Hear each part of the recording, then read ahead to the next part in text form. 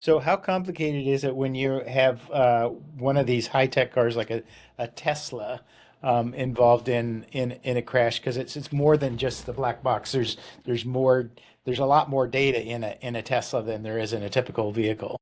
Yeah, so Teslas are actually very user friendly. The video or any of the video surveillance that comes in is in a USB drive. So that's fairly easy. What has gotten complicated is the Cybertrucks, and the Cybertrucks, a Tesla technician has to go out directly because they have to disassemble the front of the dashboard. And so a lot of times we don't get involved with Cybertrucks only because it's a higher liability of the owner of the vehicle if it's not a totaled vehicle for them to turn around and say something was not done correctly.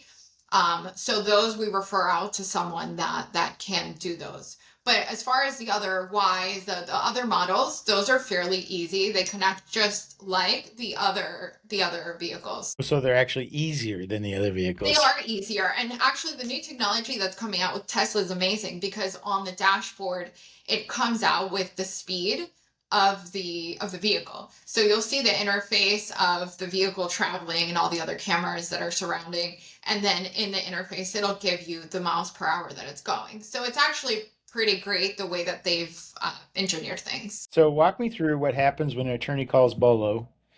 We didn't even say the name of your firm. We should have, which is Bolo. After a serious crash, what does the first 24 hours look like? The first 24 hours, it varies. But usually I will sit down or somebody from our staff will sit down and go over exactly what they need. And it goes back to what we discussed, whether it's a liability issue, whether it's a causation, whether it's an amazing case, and they just want to preserve as much as they need. So we want to make sure that we hold the hand of the attorney because it's also not their expertise, and this is why they're hiring experts. So we make sure we sit down and know what's important to the attorney and what it is that they need to have. Once that is done, once we speak with the attorneys, we schedule with the defense. Typically, if it's a big defense firm, they'll also have their experts come out.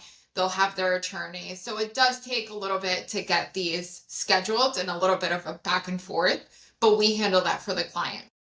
So in essence, the attorneys just need to send us the police report, the the property damage photos, exactly what they need. We'll have that conversation with them and then the information of who we're speaking with to be able to get that scheduled. Once that is scheduled, we'll go to the scene. We'll do a ton of photos of the outside of the vehicle, inside of the vehicle, get the EDR, see if there's anything that is interested in the vehicle. There's a few cases, like product liability cases, that we were able to just highlight for the attorney to just take a look at it. We did take pictures of like the airbags, if the airbags didn't come out correctly, or if the seat is dislodged and it was a minimal property damage incident. So little situations that you're just looking at the accident as a whole of like what happened, but all of our experts and our technicians are trained to be able to just look at every component of the incident to make sure that there isn't anything else that they can look at.